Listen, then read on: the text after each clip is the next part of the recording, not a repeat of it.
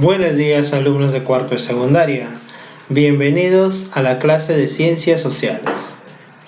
Como hemos venido viendo en las clases anteriores, respecto a las corrientes libertadoras y a cómo el Perú iba formando y moldeando precisamente su historia republicana, el día de hoy vamos a ir con una de las acciones más fuertes, precisamente, que viene a ser y que tiene mucha importancia en el Perú, que es la corriente libertadora del norte, la independencia de Bolívar, ¿ya? Hay que recordar que hasta la clase anterior vimos en lo referido a la corriente libertadora del sur y el protagonismo que tuvo San Martín, y luego de su fracaso que él mismo va dejando al Perú a su propia suerte, se podría decir, ¿no? Pero esta no es tan favorable, ¿sí? San Martín deja unos ideales que tenía para el Perú, y al momento de dejarlo, deja obviamente con nacionalistas, con gente oligarca, con gente poderosa, se podría decir, o que tenía un renombre peruanos, ¿no? Pero ahí va a haber se podría decir, un gran error, ¿no? En primer lugar, porque no estaban debidamente organizados, ¿sí? Y entonces ellos buscan, obviamente, buscan poner un alto, buscan poner un frente, porque recordemos que aún seguían habiendo tropas realistas, aún había una fuerte presencia realista, pero en el interior del país, en el centro sobre todo. Entonces, en esta parte se da lo que es la fase peruana, como así le llaman, en donde se resalta, por ejemplo, el primer Congreso Constituyente, ¿no? Uno de los personajes principales, Francisco Javier de Luna Pizarro, ¿no? Que actúa bajo la inspiración ideológica de Toribio Rodríguez de Mendoza, ¿ya? Se suprimen los títulos de Castilla, todo lo que eran sus equivalentes, todo lo que tenían las figuras realistas, las figuras del virreinato, se van suprimiendo, ¿no? Y tratan de ver precisamente una forma de gobierno para el Perú, la mejor forma, la más adecuada. Ahora, ahí se da lo que vendría a ser la Junta Gubernativa de 1822, ¿ya? Bajo el poder del Congreso, y obviamente quien era el presidente del Congreso era José Lamarro, ¿no? Junto a otros personajes como Manuel Salazar, Iba Quijano, Felipe Antonio de Alvarado, entre algunos otros, ¿no? ¿Cuál fue su objetivo? Como lo dije hace un rato, acabar con todo lo que vendría a ser las tropas realistas, ¿no? Entonces, junto con algunos personajes, se dirigen primero a dónde vendría a ser lo que era el Alto Perú, ¿no? Buscan o mandan tropas precisamente para atacar lo que vendría a ser el Alto Perú, pero no les va a ir bien, ¿ya? No les va a ir bien, y precisamente los generales españoles terminan derrocando a esta primera expedición que van rumbo al sur, se podría decir, ¿no? En Tarata, en Moquegua, toda esta zona. Entonces, frente a esta incompetencia, entre comillas, frente a este poco criterio, frente a este poco preparado que estaba este gobierno nacional, obviamente pues hay una revuelta, y obviamente se produce la lucha entre caudillos, ¿ya? Entonces este va a ser la primera evidencia de lucha de caudillos en el Perú independizado, y obviamente viene a ser lo que es entre comillas, el primer golpe de Estado, ¿no? Obligan precisamente a que este gobierno caiga, y obviamente va a haber muchos factores que van a crear y van poco a poco a ir desmoronando esta primera idea o inspiración precisamente nacional de gobierno. Recuerden que el Perú recién se estaba formando sus propios ideales de gobierno. Muy bien, entonces, como venía explicando, esta junta gubernativa, luego de este fracaso, esta primera expedición, obviamente hay un revuelo político y destituyen al presidente y nombran a otro caudillo. ¿Quién? José de la Riva Agüero, como presidente de la República, demostrando un poco la imagen que va a venir en los años venideros, ¿no? Un caudillo entraba, otro caudillo lo sacaba, otro caudillo lo sacaba, y así sucesivamente. Entonces ya se iba jugando esta figura en ese momento en Perú. Ya comenzó precisamente esta figura de la imagen de los caudillos, ¿no? Entonces, con este nuevo presidente, José de la Riva Agüero, se nombra otra expedición para seguir logrando el objetivo. ¿Cuál era? Expulsar a la tropa realista, precisamente a las tropas realistas de todo lo que vendría a ser el territorio peruano, ¿no? A pesar de que esta segunda expedición, en 1823, a mando del general Santa Cruz, sí tiene buenos resultados, ¿sí? Sí tiene triunfos, también va a terminar fracasando. Entonces, frente a esto, el Congreso también destituye a Ribagüero y nombra como presidente a Bernardo de Torre-Tagle, ¿no? Y ahí se arma un caos político en el Perú. Entonces, ante este caos político en el Perú, obviamente, cuando algo está dividido, el enemigo lo aprovecha, y es así que los españoles logran entrar a Lima nuevamente, logran hacerse de Lima. Hoy recuerden que Lima era la capital y sigue siendo, pero en ese entonces tenía una importancia mayor porque el comercio salía todo de esa zona, la zona del Callao, todo la comercialización y la comunicación con el mundo venía ahí. Entonces, imagínense, luego de tantas luchas, todo, otra vez vuelven los españoles, este grupo político se esconde, un grupo se esconde de Real Felipe y otro grupo huye, y es ahí donde todo este caos, Ribagüero también se proclama presidente en Trujillo. Y recuerden que el Congreso ya lo había destituido, había proclamado otro presidente, a Bernardo de Torre-Tagle, en Lima. Entonces, obviamente, el caos se reflejaba. Ya teníamos dos presidentes. Viendo todo esto, se nombra una expedición y obviamente van en busca de quién, de la única figura que podía salvarlos en ese momento. ¿Y quién era? El gran libertador Simón Bolívar, que ya venía de triunfos en el norte, ya había logrado la independencia de Colombia, la independencia de Venezuela, la independencia de Ecuador. Entonces ya venía una figura fuerte y obviamente el Perú lo necesitaba, y Simón Bolívar también, al ver eso, obviamente apresura su viaje a Perú y entra como el gran salvador, ¿no? El verdadero nombre de Simón Bolívar, ¿cuál es?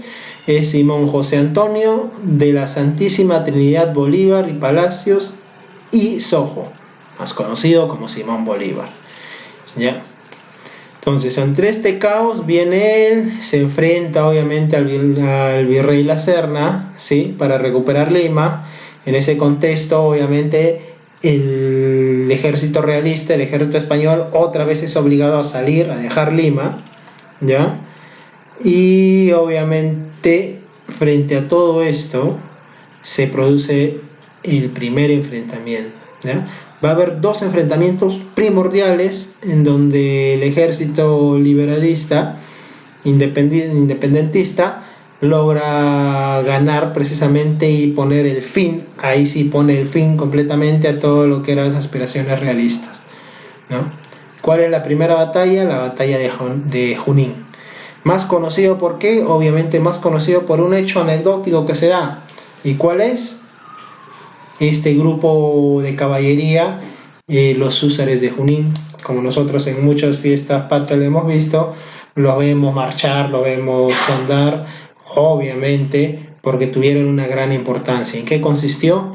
Que aquí sí había una gran desventaja entre el ejército libertador y el ejército realista. Era casi el doble que el ejército libertador.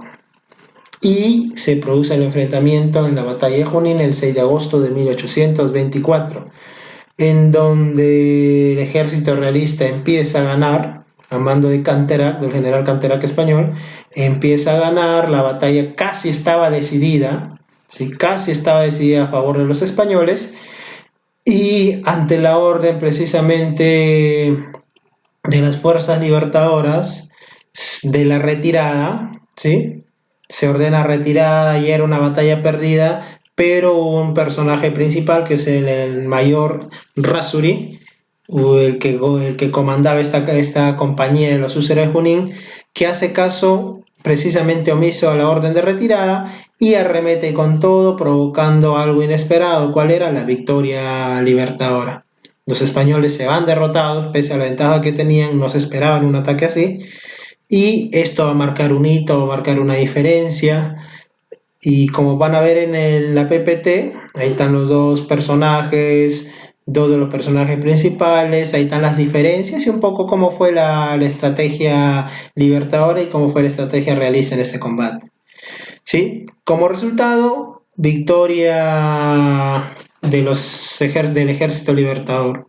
Y luego hay otra batalla, una batalla muy importante. ¿Cuál es la batalla importante? La batalla de Ayacucho. La batalla de Ayacucho, obviamente, eh, ambos ejércitos se vuelven a enfrentar, esta vez dirigidos, por ejemplo, el ejército español dirigidos por el mismo virrey La Serna, y lamentablemente para él las cosas no le salen bien y termina siendo capturado, el ejército realista se desarma, hay una gran victoria del ejército libertador y con esto se pondría fin a esta etapa de la historia y comenzaría ya una etapa distinta para el Perú. Pero un detalle, en esta capitulación de Ayacucho, ¿sí? Porque esta batalla de Ayacucho se da el 9 de diciembre de 1824, ¿sí? Todo se da en 1824, ¿no? Entre agosto y diciembre, imagina, ¿ya? Y en esta capitulación de Ayacucho, los resaltantes, ¿cuál fue? Que fue más favorable para el ejército perdedor que para los que ganaron, ¿no? ¿Por qué? Porque obviamente se tomaron medidas que fueron cuestionables después, ¿no? Como que los gastos asumidos de toda la guerra, el Estado peruano lo iba a asumir, no el ejército español. Si alguno de los capturados o de los que se rindieron del ejército realista quería irse a su país, a España, el gobierno peruano tenía que asumir los costos. Si alguno de los que se rindieron quería pasarse al bando nacionalista, se le iba a respetar todo lo que era el rango, el título, toda la deuda que se generó en la guerra por el virrey lo tenía que solventar el ejército peruano. O sea, muchas medidas que a muchos creó una desazón, ¿no? Pero bueno, a pesar de eso, ya surgió un nuevo Estado, el Estado republicano en manos de criollos, ¿sí? Y claro, por ejemplo, como el detalle que lo que los nacionalistas no habían querido, que habían cortado todo lo que eran los títulos españoles y todos los nombres y títulos que tenían los ibéricos, los españoles en Perú, Simón Bolívar hace lo contrario. Les respeta, le devuelve su rango, le devuelve sus tierras, le devuelve todo. Entonces se produce una controversia, pero que se va a evidenciar más adelante. Con todo esto, todo lo que era la guerra por la libertad se concretaba y listo. Ahora venía el detalle, ¿qué sigue? Simón Bolívar tenía un proyecto ya estipulado. ¿Y cuál era el proyecto de Simón Bolívar? El crear precisamente una integración de todos los estados americanos, todos los estados independizados, ¿no? Obviamente se da un congreso en Panamá, se ponen varios puntos, se acuerda, o sea, supuestamente todo iba bien, el proyecto de Simón Bolívar de crear una potencia, entre comillas, de todos estos estados libres, se parecía que se iba a realizar, pero termina ese congreso, simplemente queda en nada, no se respetan los acuerdos, muchos no estaban de acuerdo, sobre todo los criollos, ¿no? Los criollos no estaban de acuerdo con estas ideas de Simón Bolívar y simplemente queda en nada. Entonces, este primer ideal de Simón Bolívar fracasa.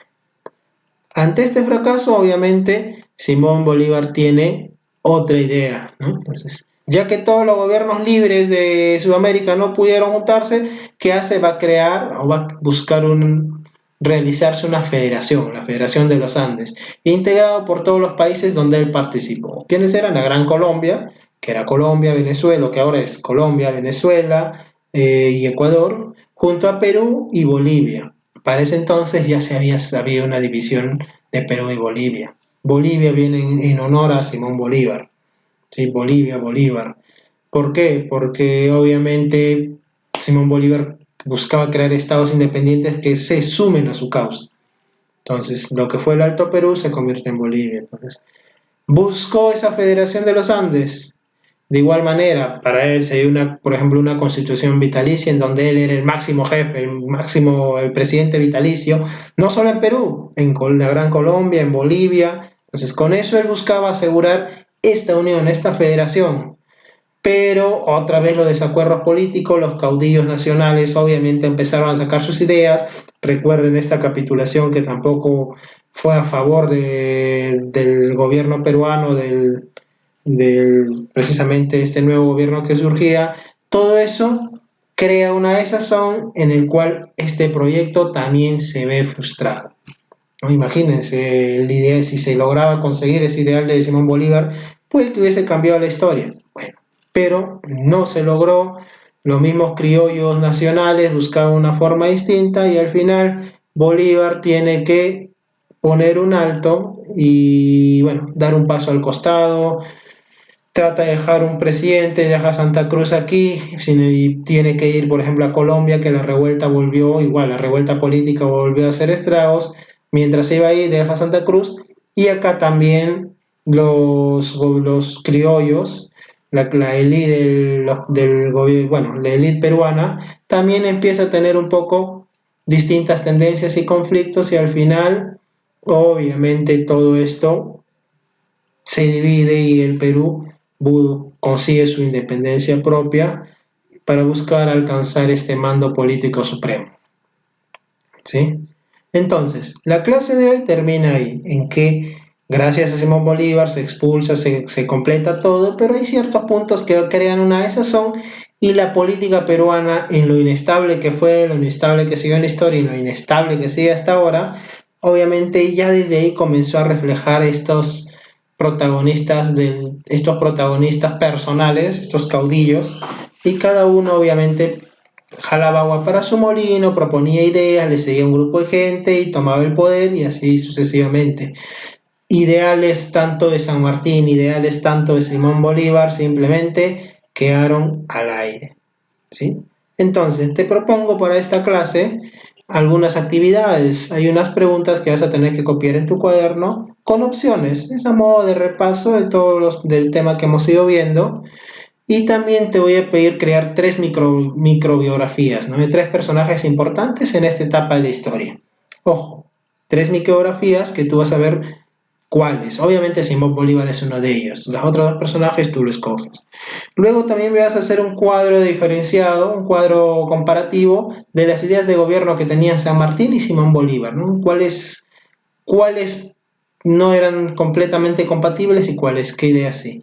Y al final hay una idea un poco abierta, una idea tuya que vas a tener que expresar. ¿Cómo te imaginas cómo hubiese sido nuestra realidad si alguna de estas ideas de Simón Bolívar se hubiese llegado a concretar? ¿Qué hubiese cambiado? ¿Por qué?